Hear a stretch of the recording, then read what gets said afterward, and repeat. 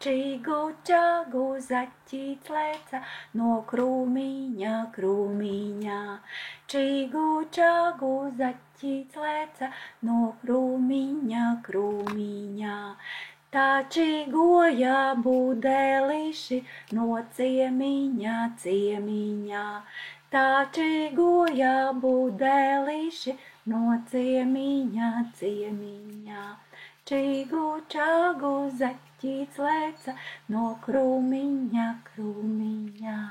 Čīgu čāgu zaķīts leca no krūmiņa krūmiņā. Hop, hop, hop, hop, hop, hop, hop, hop. Šo pasaku sarakstīja kāds mazs zēns pirms daudziem gadiem, un šo pasaku nopublicēja bērnu žurnāls Zīlīte. Pasaka bija par tīģeri un zaķi.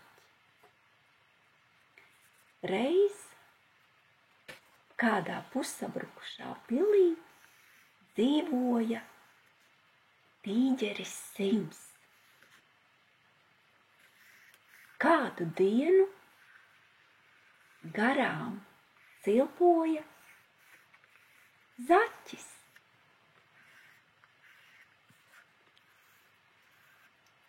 Tīģeris Sims skaļi ierūcās.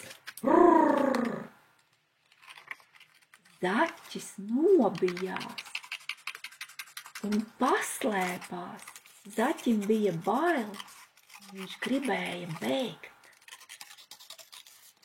Bet tad iepešs no egles galotnes atdalījās šķiekus un uzkrita tīģerim Simam tieši uz galvas. Tīģeris Sims ļoti nobijās un metās bēgt.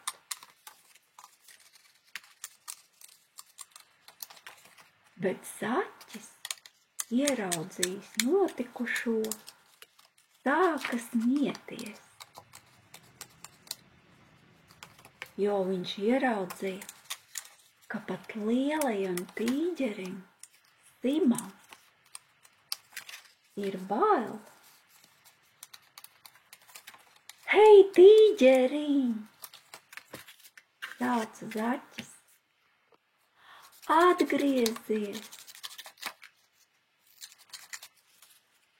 Man vairs nav bail no tevis.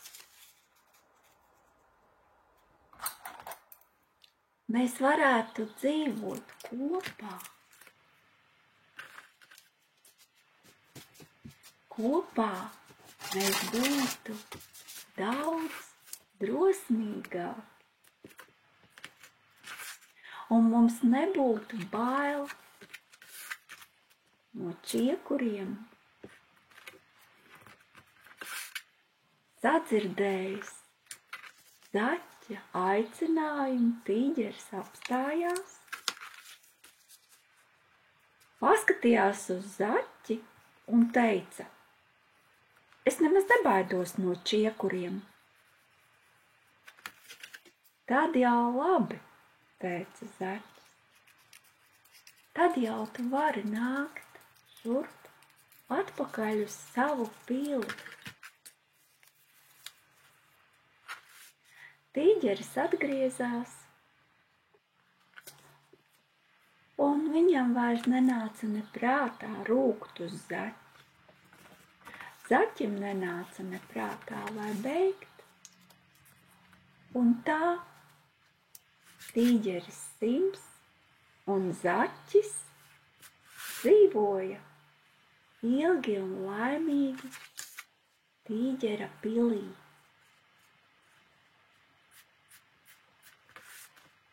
Un no tās viņu laimes un saticīgās dzīvošanas arī pils kļuva ar katru dienu jo skaistāka. Tā, Tāda ir šī pasaka. Varbūt, ka tā bija mazliet īsāka, bet es to dzirdēju tikai vienu reizi un atstāstīju jums, kā mācēju.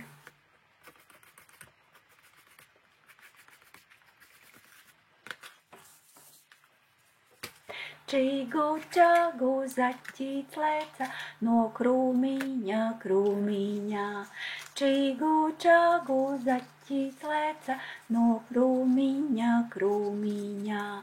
Tā čīgoja būdelīši no ciemiņa ciemiņā.